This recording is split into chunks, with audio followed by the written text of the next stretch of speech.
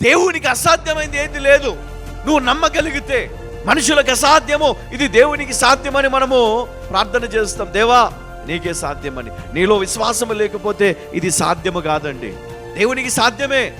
దేవుడు నీ జీవితంలో సాధ్యపరచాలి అంటే నీ విశ్వాసము గొప్పదై ఉండాలి. నువ్వు దేవునికి లోబడిన వ్యక్తివై ఉండాలి. దేవుని మాట వినే వ్యక్తివై ఉండాలి. ఆజ్ఞలను అనుసరించే వ్యక్తిగా ఉండాలి. ఇందాక మనము సామెతల 3వ అధ్యాయం 1, 2, 3 వచనాలు మనం చదువుకున్నప్పుడు మరి అక్కడ మనం చూసినటువంటి మాటలు, మనం ఆయనకు లోబడాలా. ఆయన మాటలను మనము జాగ్రత్తగా మనం అనుసరించాలి. అప్పుడు దేవుడు నీ జీవితాన్ని స్పెషల్గా మారుస్తాడు. శ్రమలు వస్తాయి, ఇబ్బందులు వస్తాయి, కష్టాలు, నష్టాలు, బాధలు మరి ఎన్ని ఉన్నా అందులో నుండి నిన్ను బయటికి తీసుకొని వస్తాడు. హల్లెలూయా.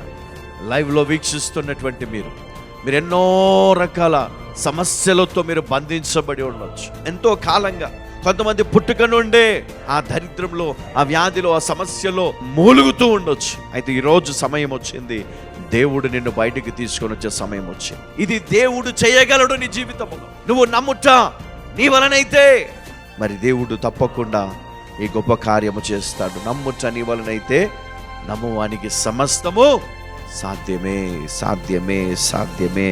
హల్లెలూయా.